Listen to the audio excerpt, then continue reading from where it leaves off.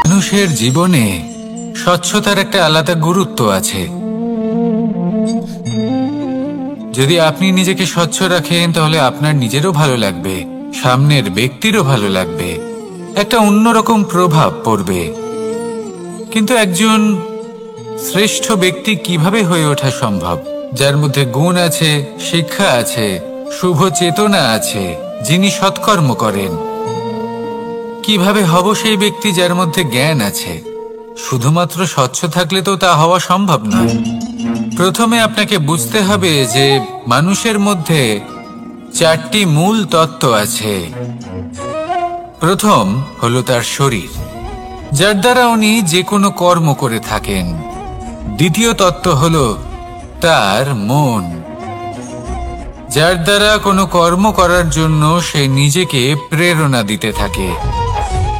তৃতীয় তত্ত্ব হলো বুদ্ধি, যে কর্ম আমরা করতে চাই, যে লক্ষ্যে আমরা পৌঁছতে চাই, সেটা আমরা কিভাবে কোন পথে করব সেটা স্থির করা যায় বুদ্ধি দিয়ে। আর চতুর্থ তত্ত্ব হলো আত্মা। আত্মা হলো এমন এক তত্ত্ব যার কোনো সমাপ্তি নেই। আত্মা হলো অজয়। কিন্তু এরও শুদ্ধিকরণের প্রয়োজন হয়। এই 4টি তত্ত্বের শুদ্ধিকরণ করতে থাকুন, এদের নির্মল রাখুন, শুদ্ধ রাখুন। এবং এটা কিভাবে হবে? শুভ চেতনা দ্বারা, জ্ঞানের দ্বারা, এবং সব থেকে বেশি গুরুত্বপূর্ণ প্রেমের দ্বারা। আসুন আমার সাথে ভালোবেসে বলুন, রাধা রাধা। মানুষের এই সংসারে জীবনযাপন করার জন্য কিছু জিনিসের প্রয়োজন পড়ে। এমন কিছু আবেগ, এমন কিছু বস্তু আছে যেগুলো তার প্রয়োজন হয়। কিন্তু সব থেকে বেশি যে জিনিসটা তার প্রয়োজন হয় সেটা হলো সম্মানের। আমাদের ভালো লাগে যখন কেউ আমাদের সম্মান করে। আমরা কাউকে সম্মান করলে তারও সেটা ভালো লাগে। কিন্তু আপনি দেখবেন যে সংসারে বেশিরভাগ মানুষ 2টি মাপদণ্ডের ভিত্তিতে সম্মান করেন। হয় বয়স দেখে করেন বা উপার্জন দেখে, অর্থাৎ সেই ব্যক্তি কতটা উপার্জন করেন। এবার ভেবে দেখুন, এটা আবশ্যক নয় কারোর বয়স যদি বেশি হয় তার বুদ্ধিও ততটাই বেশি হবে। আবশ্যক এটাও নয় যে কোনো ব্যক্তি যদি অত্যন্ত ধনী হন বা তার মনও নির্মল হবে বা তিনি সৎকর্ম করবেন বা এমন কোনো কর্ম করবেন যাতে উনি সম্মান লাভ করতে পারেন। হতে পারে উনি ধনী কিন্তু দুশ্চরিত্র। সেই জন্য বয়স বা উপার্জন দেখে কোনো ব্যক্তিকে সম্মান করবেন না। কর্ম দেখুন। যদি গভীরভাবে ভেবে দেখেন তাহলে দেখবেন যদি কোনো মানুষ কোনো সৎকর্ম করেন তাহলে তার প্রতি হৃদয় থেকে সম্মান জাগ্রত হয়। এটাই হলো সেই সম্মান যা অর্জন করতে হবে। বয়স আজ আছে, কাল আরো বৃদ্ধি পাবে। উপার্জন আজ আছে, কাল সেটা কমে যেতেও পারে। কিন্তু যদি আপনি নিরন্তর শুভকর্ম করতে থাকেন তাহলে আপনি মৃত্যুর পরেও অমর হয়ে থাকবেন। আসুন আমার সাথে ভালোবেসে বলুন, রাধা রাধা। আমাদের জীবনে আমরা যখনই এমন কোনো মানুষের সাথে পরিচিত হই যে বয়সে, পদে এবং আর্থিক দিক থেকে আমাদের থেকে পিছিয়ে, তখন আমরা সবাই খুব হীন নজরে তাদের দিকে দেখি। মনেই করি না যে সেই ব্যক্তির নিজস্ব একটা অস্তিত্ব রয়েছে, তার নিজেরও একটা মাহাত্ম্য রয়েছে। আমাদের মনেই হয় না যে আমাদের সামনে দাঁড়িয়ে থাকার যোগ্যতা আছে তাদের। চলুন আপনাকে একটা প্রশ্ন করি, শূন্যের নিজস্ব মূল্য কোথায়? আপনি বলবেন কিছুই না। শূন্যের আবার নিজস্ব মূল্য কোথায়? কিন্তু যখন এই শূন্যই কোনো সংখ্যার সাথে এসে যুক্ত হয়ে যায়, কোনো অঙ্কের সাথে এসে যুক্ত হয়ে যায়, তখন তার মূল্য অনেক গুণ বৃদ্ধি পায়। অর্থাৎ এই শূন্যের মূল্য অবশ্যই আছে, আর আমাদের জীবনেও এমন কিছু ব্যক্তি থাকেন, তাদের দেখে মনে হয় যে এদের কোনো মূল্যই নেই, কিন্তু যখন এই ব্যক্তি কারোর সাথে এসে জুড়ে যান, তখন তার মূল্য সেই ব্যক্তির বৃদ্ধি ঘটায়। এই সংসারে এমন কোনো ব্যক্তি নেই যার কোনো মূল্য নেই। যদি আমরা ধনুকের কথা বলি, তাহলে তার জন্য একটি দড়ির প্রয়োজন হয়, যেটি প্রত্যঞ্চা হিসেবে ব্যবহৃত হয়। যদি এই প্রত্যঞ্চা না থাকে, তাহলে ধনুকের কোনো মূল্যই থাকে না। যদি প্রত্যঞ্চা না থাকে, তাহলে ধনুকের অস্তিত্ব অসম্পূর্ণ থেকে যায়। এই সংসারে যে কোনো ব্যক্তি হোক বা যে কোনো বস্তু হোক, প্রত্যেকের নিজস্ব একটি মূল্য আছে। তার সম্মান করুন, সামনে অগ্রসর হন, আর আমার সাথে ভালোবেসে বলুন, রাধা রাধা। মানুষের জীবনে উন্নতি লাভ করার জন্য 3টি স্তম্ভের প্রয়োজন হয়। প্রথম স্তম্ভ শিক্ষা। এই শিক্ষা আমাদের জ্ঞান প্রদান করে। দ্বিতীয় স্তম্ভ ব্যবসা, যার দ্বারা আমরা ধন উপার্জন করি। তৃতীয় স্তম্ভ হলো আমাদের ঈশ্বর, আমাদের ইষ্ট। এনার সাথে যদি আমরা জুড়ে থাকতে পারি, তাহলে এমন একটা মানসিক বল আপনি লাভ করবেন, যেটা এই সংসারে আর কোথাও পাওয়া সম্ভব নয়। কিন্তু মানুষ অনেক সময় জীবনে এই 3টি স্তম্ভ লাভ করা সত্ত্বেও সামনে অগ্রসর হতে পারেন না। তখনও জীবনে কঠিন পরিস্থিতি আসতেই থাকে। এমনটা ঠিক কেন হয়? কারণ সে জীবনে এই 3টি স্তম্ভ লাভ করে নেয়, জীবনে প্রয়োগও করে, কিন্তু তার ভিতের কথা সে ভুলেই যায়। যেমন প্রথম স্তম্ভ অর্থাৎ শিক্ষা। এই শিক্ষার আধার হলো শুভ চেতনা। যদি অন্তরে শুভ চেতনা না থাকে, তাহলে এই শিক্ষার কোনো গুরুত্ব থাকে না। দ্বিতীয় স্তম্ভ ব্যবসা। পরিশ্রম করে উপার্জন করতে হবে, এই কথাটা আমরা সবাই জানি এবং সবাই চেষ্টাও করি। কিন্তু ব্যবসা করতে করতে আমরা এটা ভুলে যাই আমাদের ব্যবহার কেমন হয়ে পড়েছে। এই ব্যবহার যদি শুভ হয়, তাহলে আমাদের উপার্জন আস্তে আস্তে একটা স্থির জায়গায় এসে পৌঁছবে। এবং তৃতীয় স্তম্ভ আমাদের ভগবান। যদি ওনার শরণে আপনি যেতে চান, তাহলে তার পূর্বে নিজের মা বাবাকে সেবা করুন, তাদের যত্ন করুন, তাদেরকে ভালোবাসুন, কারণ ওনারাই হলেন এই সংসারে আপনার সবথেকে বড় ইষ্ট। তাহলে 3 স্তম্ভের সাথে সাথে তাদের আধারকেও নিজের জীবনে প্রাধান্য দিন। কোনো সমস্যা আসবে না, জীবনে একের পর এক উন্নতি করবেন এবং এই মন প্রসন্ন হয়ে বলবে, রাধা রাধা। সুখ, দুঃখ এবং শক্তি, এই 3 হলো এই সংসারের ত্রিদেবের মতো। আমাদের জীবনে যা কিছু ঘটছে, এই 3টির ভিত্তির উপরেই হচ্ছে। আসলে এই সংসারের একটা নিয়ম আছে। যখনই আপনি কিছু লাভ করেন, এই সংসার আপনার পরীক্ষা নেয়। এটা জানার জন্য আপনার পরীক্ষা নেয় যে আপনি যা কিছুই লাভ করেছেন, আপনি কি আদৌ সেটার যোগ্য কি না। ঠিক সেইভাবেই এই সুখ, দুঃখ এবং শক্তি আপনার পরীক্ষা নিয়ে থাকে। যখন সুখ আসে, তখন সে আপনার পরীক্ষা নেয় যে আপনার মধ্যে অহংবোধ জাগ্রত হয়নি তো। যদি অহংবোধ চলে আসে, তাহলে সুখ সেখানেই সঙ্গ ত্যাগ করে। দুঃখ আপনার ধৈর্যের পরীক্ষা নিতে থাকে। আর যদি আপনার মধ্যে ধৈর্য না থাকে, তাহলে এটা আপনাকে আরো বেশি দুঃখের গভীর অন্ধকারে ঠেলে দেবে। সেখানে শক্তি পরীক্ষা নেয় আপনার বিনম্রতার।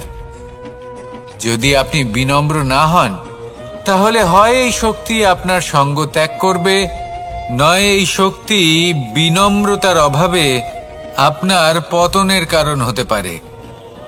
এই সংসারে যে কোনো ব্যক্তি যিনি এই পরীক্ষায় উত্তীর্ণ হয়ে থাকেন, এই জীবনে তিনি সাফল্য লাভ করেন। আসুন আমার সাথে ভালোবেসে বলুন, রাধা রাধা। ভয়ের সাথে আমরা সবাই পরিচিত, কষ্ট আমরা সবাই পেয়েছি। কখনো কখনো আমরা অসুস্থ হয়ে পড়ি, আর এমন সময় হলে মাতার মমতা, কখনো বাবার স্নেহ, কখনো বন্ধুদের পাশে থাকার অনুভূতি আমাদের রোগ নিরাময়ে সাহায্য করে। কখনো যদি আমরা নিরাশ হয়ে পড়ি, তখন যদি আমাদের কোনো আপনজন আমাদের দুটো ভালো কথা বলে, তখন আমাদের মনোবল বেড়ে যায়। ঠিক তেমন সংসারের এই রঙ্গমঞ্চে যদি আপনি পীড়িত অনুভব করেন, কিছু শুভ কথা আলোচনা করুন, কিছু স্তুতি গান করুন, কিছু মুহূর্তের জন্য হলেও নিজের ইষ্টদেবের কথা স্মরণ করুন আর প্রার্থনা করুন। সাহস বাড়বে, শক্তিও বৃদ্ধি পাবে এবং সামনে এগিয়ে চলার পথও দেখতে পাবেন। তখন এই মন প্রসন্ন হয়ে বলবে, রাধা রাধা।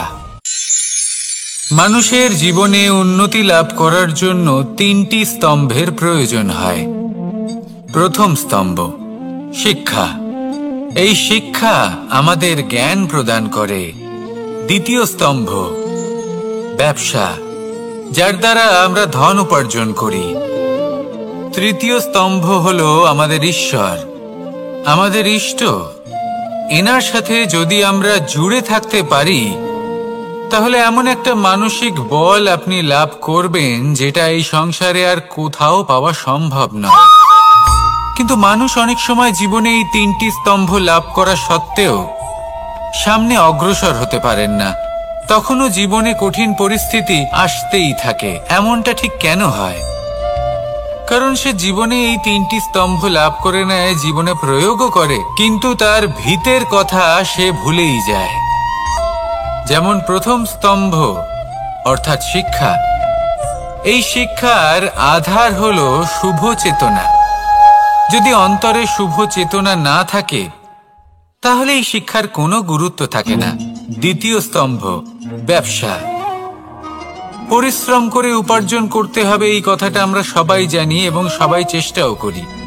কিন্তু ব্যবসা করতে করতে আমরা এটা ভুলে যাই আমাদের ব্যবহার কেমন হয়ে পড়েছে।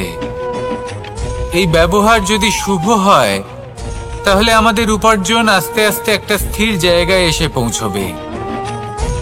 এবং তৃতীয় স্তম্ভ আমাদের ভগবান। যদি ওনার শরণে আপনি যেতে চান, তাহলে তার পূর্বে নিজের মা বাবাকে সেবা করুন, তাদের যত্ন করুন, তাদেরকে ভালোবাসুন, কারণ ওনারাই হলেন এই সংসারে আপনার সবথেকে বড় ইষ্ট। তাহলে 3 স্তম্ভের সাথে সাথে তাদের আধারকেও নিজের জীবনে প্রাধান্য দিন। কোনো সমস্যা আসবে না, জীবনে একের পর এক উন্নতি করবেন এবং এই মন প্রসন্ন হয়ে বলবে, রাধা রাধা। সুখ, দুঃখ এবং শক্তি, এই 3 হলো এই সংসারের ত্রিদেবের মতো। আমাদের জীবনে যা কিছু ঘটছে এই 3টির ভিত্তির উপরেই হচ্ছে।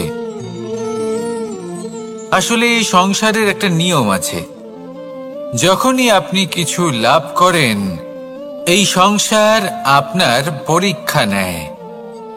এটা জানার জন্য আপনার পরীক্ষা নেয় যে আপনি যা কিছুই লাভ করেছেন, আপনি কি আদৌ সেটার যোগ্য কি না। ঠিক সেইভাবেই এই সুখ, দুঃখ এবং শক্তি আপনার পরীক্ষা নিয়ে থাকে। যখন সুখ আসে, তখন সে আপনার পরীক্ষা নেয় যে আপনার মধ্যে অহংবোধ জাগ্রত হয়নি তো। যদি অহংবোধ চলে আসে, তাহলে সুখ সেখানেই সঙ্গ ত্যাগ করে। দুঃখ আপনার ধৈর্যের পরীক্ষা নিতে থাকে, আর যদি আপনার মধ্যে ধৈর্য না থাকে, তাহলে এটা আপনাকে আরো বেশি দুঃখের গভীর অন্ধকারে ঠেলে দেবে। সেখানে শক্তি পরীক্ষা নেয় আপনার বিনম্রতার। যদি আপনি বিনম্র না হন, তাহলে হয় এই শক্তি আপনার সঙ্গ ত্যাগ করবে, নয় এই শক্তি বিনম্রতার অভাবে আপনার পতনের কারণ হতে পারে। এই সংসারে যে কোনো ব্যক্তি যিনি এই পরীক্ষায় উত্তীর্ণ হয়ে থাকেন, এই জীবনে তিনি সাফল্য লাভ করেন। আসুন আমার সাথে ভালোবেসে বলুন, রাধা রাধা।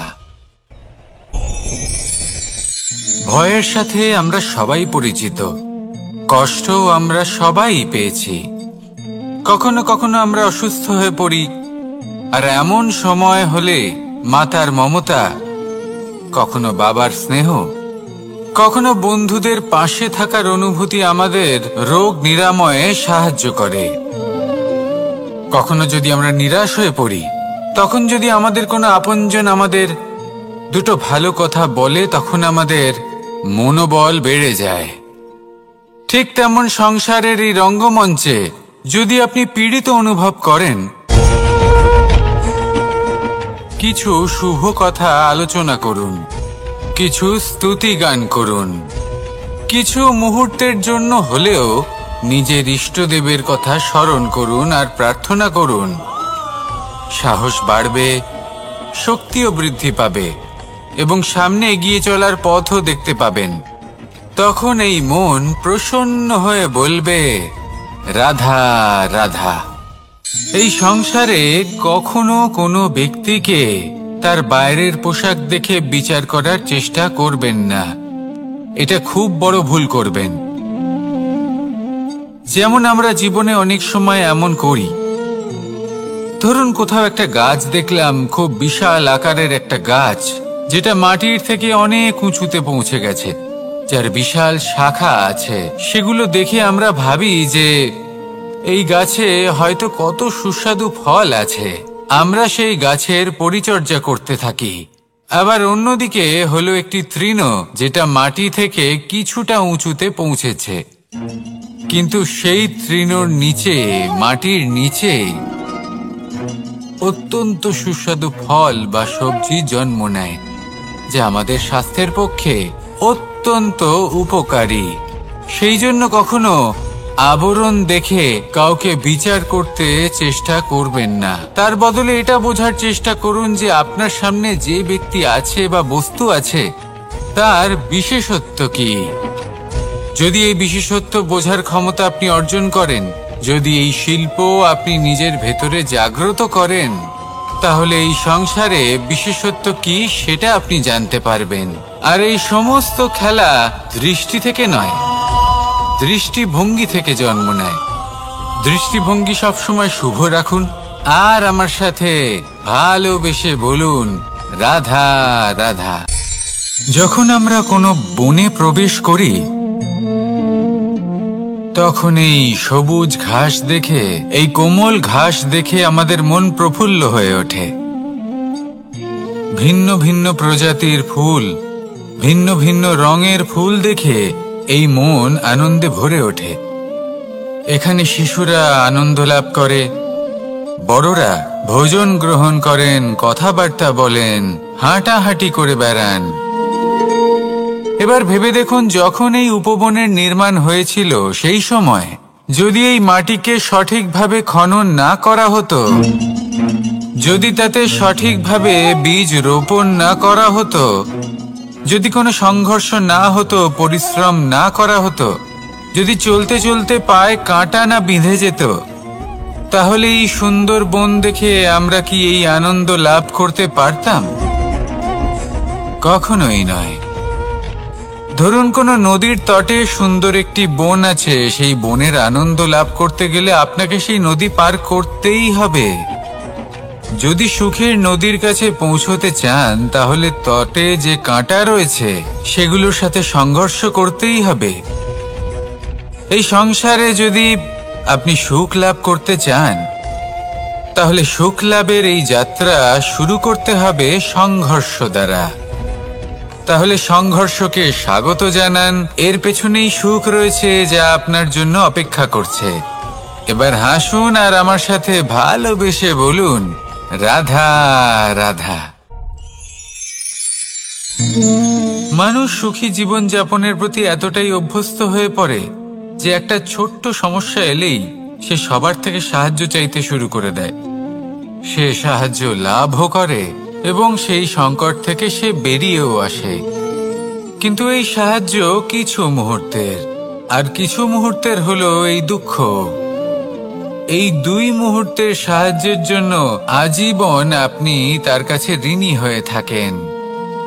আর মানবিকতার খাতিরে আপনার মনে কৃতজ্ঞতা জেগে ওঠে, আর সেই কৃতজ্ঞতা বোধ হলো যে আপনি কখনো সেই ব্যক্তিকে ছাপিয়ে যেতেই পারবেন না। সেই জন্য জীবনে সবসময় চেষ্টা করবেন নিজেকে প্রস্তুত রাখতে সেই সব সমস্যার জন্য, সেই সব বাধার জন্য যেগুলো আপনার জীবনে আসতে পারে। ততক্ষণ সাহায্য চাইবেন না যতক্ষণ না অন্য কোনো পথ না থাকছে। সাহায্য চাওয়া অনুচিত নয়, কিন্তু সাহায্য চাইলে এবং সাহায্য পেলে আপনি আজীবন কৃতজ্ঞ এবং ঋণী হয়ে থাকবেন। আর তারপর একদিন আপনি পরিবর্তন দেখতে পাবেন যে কিভাবে আপনি ছোট ছোট সমস্যার জন্য সাহায্য না চেয়ে বড় বড় সমস্যার সম্মুখীন হতে প্রস্তুত হয়ে গেছেন। এটাই হলো সংসারের নীতি। এটাই পালন করুন আর আমার সাথে ভালোবেসে বলুন, রাধা রাধা। আপনি কখনো কাউকে পর্বতে আরোহণ করতে দেখেছেন? বা আপনি কখনো নিজে কোনো পর্বতে আরোহণ করেছেন? করে থাকলে আপনি এই বিষয়ে অবশ্যই জানবেন যে যখন আমরা শিখরের দিকে এগোই, ওপরের দিকে এগিয়ে চলি, তখন আমাদের একটু ঝুঁকে পথ চলতে হয়। তখনই আমরা সেই পর্বত আরোহণ করতে পারি। কিন্তু যে ব্যক্তি নিচের দিকে ফিরে আসছেন তিনি কিন্তু ঝুঁকে চলেন না, তিনি দৃঢ়ভাবে সোজা হয়ে নিচে নামেন। এই ভারসাম্য বজায় রাখার এই খেলাতে সংসারের একটা সার লুকিয়ে রয়েছে। যদি আপনিও জীবনে উঁচুতে উঠতে চান, শিখরে পৌঁছতে চান, তাহলে আপনাকেও নত হয়ে বিনম্র হয়ে সামনে এগোতে হবে। সেখানে যদি আপনি বুক চিতিয়ে উদ্ধতভাবে অহংকার বোধ নিয়ে চলতে থাকেন, সেখান থেকেই আপনাকে নিচে নামতে হবে। কোনো ব্যক্তি তার বিনম্র স্বভাব দেখেই বোঝা যায় যে সেই ব্যক্তি সাফল্যের শিখর দেশে আরোহণ করছে নাকি নিচে তথা খাদের দিকে যাত্রা করছে। তাই সবসময় বিনম্র থাকুন, শ্রেষ্ঠ কর্ম করুন, পরিশ্রম করুন। আর আমার সাথে জড়িত নিদ্রা মানুষের জীবনের একটা অত্যন্ত গুরুত্বপূর্ণ সুখ এবং প্রয়োজনীয়তাও। দেখতে গেলে এই সংসারের প্রত্যেক পশু পাখি, প্রত্যেক জীব অবশ্যই নিদ্রা প্রাপ্ত করেন, কিন্তু মানুষ, যার মধ্যে বিচার বিবেচনা করার শক্তি অন্যদের থেকে অনেক বেশি, তার কিন্তু ঘুমের কিছু সমস্যা অবশ্যই হয়। কি বলেন? তাই তো। এবার এর কারণ কি? চিন্তা। এবার চিন্তা আমাদের সবার জীবনে আছে। আমরা সকলে জানি যে চিন্তা কখনো আমাদের সাহায্য করে না, তাও আমাদের জীবনে আছে। কেন? চিন্তার মাধ্যমে কি কখনো কোনো সমস্যার সমাধান হয়েছে? অর্থের চিন্তা করলে কি অর্থ লাভ হয়? ভবিষ্যতের চিন্তা করলে কি ভবিষ্যৎ ঠিক হয়ে যায়? স্বাস্থ্যের চিন্তা করলে কি স্বাস্থ্য নিজে থেকেই ঠিক হয়? হয় না। তাহলে এই সব কিছু থেকে আমাদের একটা ছোট্ট শিক্ষা অবশ্যই লাভ করা উচিত। আপনিও আপনার কাঁধ থেকে চিন্তার এই বোঝা নামিয়ে ফেলুন। আর ইচ্ছে, এই সব ইচ্ছে একত্রিত হয়ে আমাদের মনে চিন্তা উৎপন্ন করে। তাই এই চিন্তাগুলিকে ত্যাগ করুন। প্রকৃতির প্রেমের উপর বিশ্বাস রাখুন। মনে রাখবেন, যিনি চিন্তা মুক্ত হবেন তিনি চিতা মুক্ত হবেন। সুখের নিদ্রা প্রাপ্ত করুন, আর নিদ্রায় যাবার আগে আমার সাথে ভালোবেসে বলুন, রাধা রাধা। মহাদেব, সেই দেবতা যিনি মহান, যাকে দেবতাদের দেবতা বলা হয়, যিনি হলেন আমার আরাধ্য। কখনো আপনার মনে এই প্রশ্ন এসেছে যে শিবকেই কেন মহাদেব বলা হয়, অন্য কোনো দেবতাকে কেন বলা হয় না? সেই কারণ মহাদেবের মধ্যে, ওনার মধ্যে এমন এক বিশেষ গুণ রয়েছে যা অন্য কারণ নেই। তা হলো নিঃস্বার্থ হয়ে মানুষের সেবা করা। যদি প্রয়োজন পড়ে, যদি সৃষ্টির পথে বিনাশের কালো মেঘ ছেয়ে থাকে, তখন নিজের প্রাণের চিন্তা না করে হলাহল পান করার জন্য প্রস্তুত থাকেন মহাদেব। আর এই অদ্বিতীয় ত্যাগের জন্যই শিবকে মহাদেব বলে ডাকা হয়। এবার যদি কোনো মানুষও নিঃস্বার্থ ভাবনার দ্বারা নিজেকে অর্পণ করে দেয় এই জগতের কল্যাণের জন্য, মানুষের সেবার জন্য, তাহলে তিনিও মহাপুরুষ, মহামানব হতে পারেন। যদি কেউ অভুক্ত থাকেন, তাহলে নিজের থালা থেকে অর্ধেক খাবার তাকে দিয়ে দিন। যদি কেউ অসুস্থ হন, তাহলে তাকে সেবা করার, চিকিৎসা করার চেষ্টা করুন। এই জীবন শুধু নিজের জন্য নয়, অন্যদের প্রতি, সমস্ত সংসারের প্রতি উৎসর্গ করুন। যদি এইসব মানুষ শিখে যান, তাহলে তিনি মহাদেবের পথে অগ্রসর হতে পারেন। যদি মানুষ নিঃস্বার্থ ভাবনার দ্বারা এই সংসারের সেবা করতে শিখে যান, তাহলে তিনি নিশ্চিত রূপে মহামানব অবশ্যই হতে পারবেন। আসুন আমার সাথে ভালোবেসে বলুন, রাধা রাধা। স্বর্ণ, হীরে, মুক্ত, মানিক, এই সব কিছুকে আগে পাথর বলা হতো। তাহলে এমন কি হলো যে এদের রত্ন বলা হয়? আর রত্ন তা বাস্তবে আসলে কি? এটা হলো সেই পাথর যাকে আগে আগুনের তাপ সহ্য করতে হয়েছে, পরখ করা হয়েছে, যাচাই করা হয়েছে, এদের কাটার চেষ্টা করা হয়েছে, কিন্তু তারা কখনোই নষ্ট হয়নি, বরং তারা আরো উদ্ভাসিত হয়েছে, আরো উজ্জ্বল হয়েছে, এই সংসারে আরো প্রকাশ ছড়িয়ে দিয়েছে। সেই জন্য এরা হলো এত অমূল্য, সেই জন্য এরা হলো বহুমূল্য, সেই জন্য এদের রত্ন বলা হয়। এবার মানুষের কাছেও এই নির্বাচনের অধিকার রয়েছে যে আমরা শুধু পাথর হয়ে থাকব নাকি রত্ন হয়ে থাকব। কিভাবে? আমাদের জীবনেও অনেক সমস্যা রয়েছে, বাধা আছে, বিপত্তি আছে। আমরা সেই বাধার তাপে উত্তপ্ত হই, এই সমস্যা আমাদের কাটার চেষ্টা করে। অনেক মানুষ বিভিন্ন পরিস্থিতি আমাদের ভাঙার চেষ্টা করে, কিন্তু আমাদের নষ্ট হলে চলবে না। যেভাবে এই রত্ন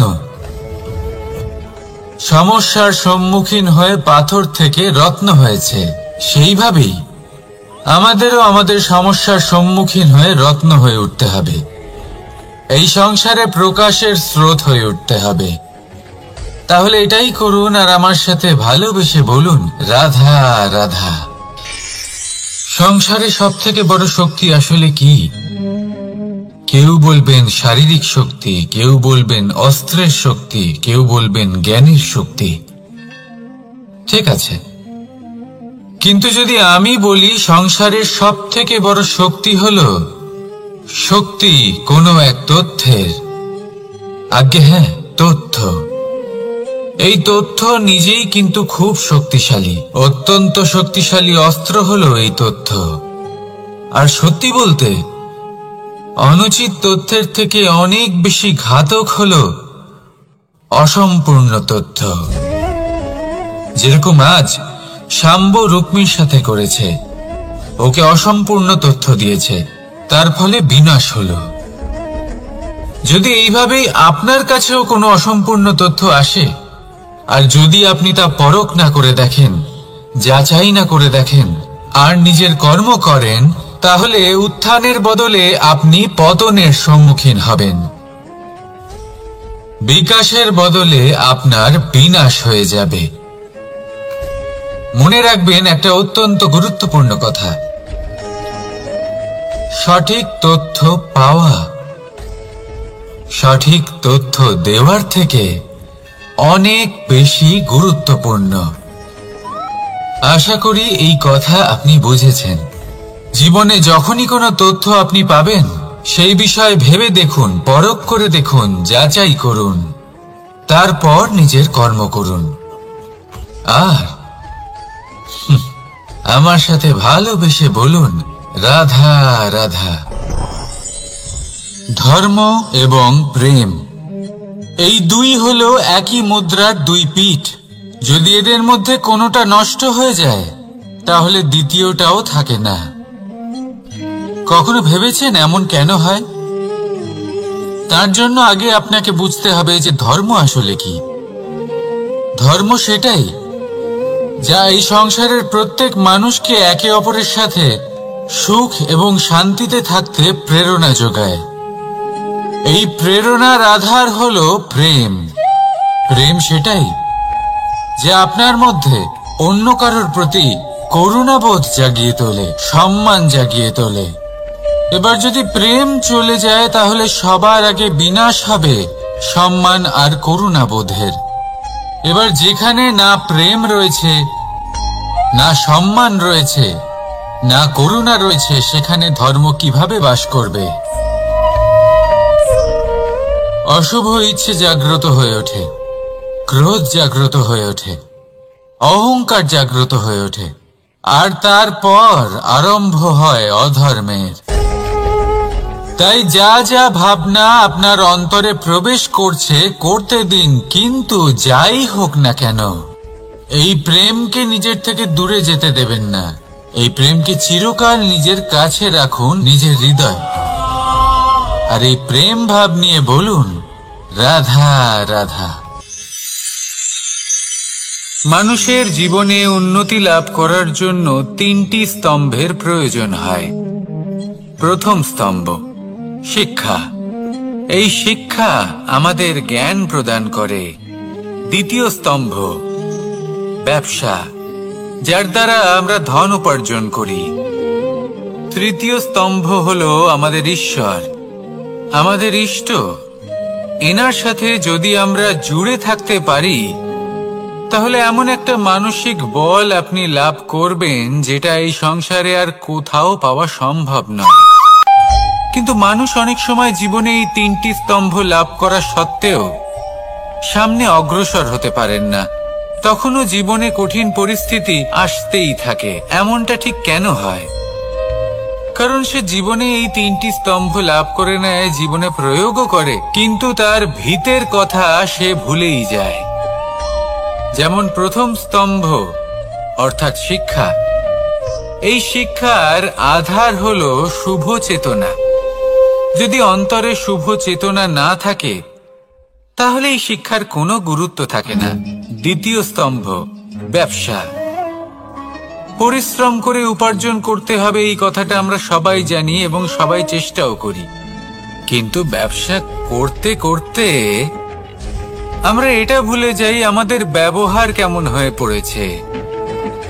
এই ব্যবহার যদি শুভ হয়, তাহলে আমাদের উপার্জন আস্তে আস্তে একটা স্থির জায়গায় এসে পৌঁছবে।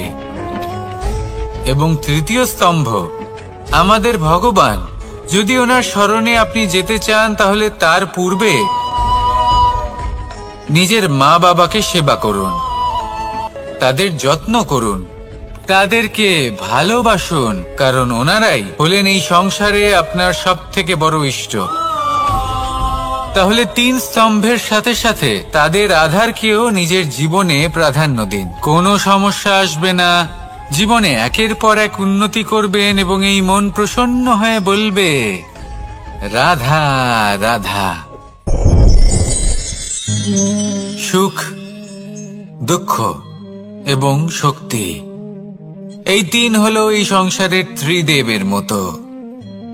আমাদের জীবনে যা কিছু ঘটছে, এই তিনটির ভিত্তির উপরেই হচ্ছে।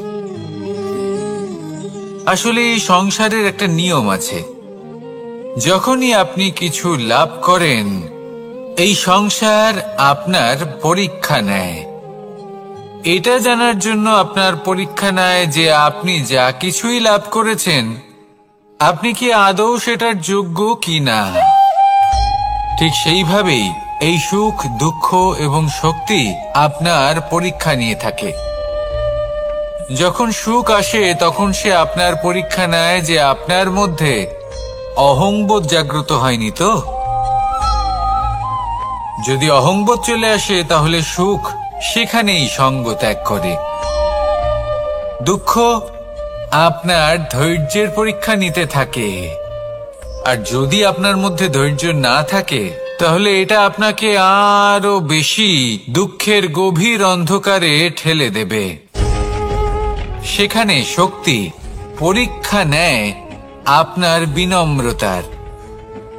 যদি আপনি বিনম্র না হন তাহলে হয় এই শক্তি আপনার সঙ্গ ত্যাগ করবে, নয় এই শক্তি বিনম্রতার অভাবে আপনার পতনের কারণ হতে পারে। এই সংসারে যে কোনো ব্যক্তি যিনি এই পরীক্ষায় উত্তীর্ণ হয়ে থাকেন, এই জীবনে তিনি সাফল্য লাভ করেন। আসুন আমার সাথে ভালোবেসে বলুন, রাধা রাধা। ভয়ের সাথে আমরা সবাই পরিচিত, কষ্টও আমরা সবাই পেয়েছি। কখনো কখনো আমরা অসুস্থ হয়ে পড়ি, আর এমন সময় হলে মাতার মমতা, কখনো বাবার স্নেহ, কখনো বন্ধুদের পাশে থাকার অনুভূতি আমাদের রোগ নিরাময়ে সাহায্য করে। কখনো যদি আমরা নিরাশ হয়ে পড়ি, তখন যদি আমাদের কোনো আপনজন আমাদের দুটো ভালো কথা বলে, তখন আমাদের মনোবল বেড়ে যায়। ঠিক তেমন সংসারের এই রঙ্গমঞ্চে যদি আপনি পীড়িত অনুভব করেন, কিছু শুভ কথা আলোচনা করুন, কিছু স্তুতি গান করুন, কিছু মুহূর্তের জন্য হলেও নিজের ইষ্টদেবের কথা স্মরণ করুন আর প্রার্থনা করুন। সাহস বাড়বে, শক্তিও বৃদ্ধি পাবে এবং সামনে এগিয়ে চলার পথও দেখতে পাবেন। তখন এই মন প্রসন্ন হয়ে বলবে, রাধা রাধা। এই সংসারে কখনো কোনো ব্যক্তিকে তার বাইরের পোশাক দেখে বিচার করার চেষ্টা করবেন না, এটা খুব বড় ভুল করবেন।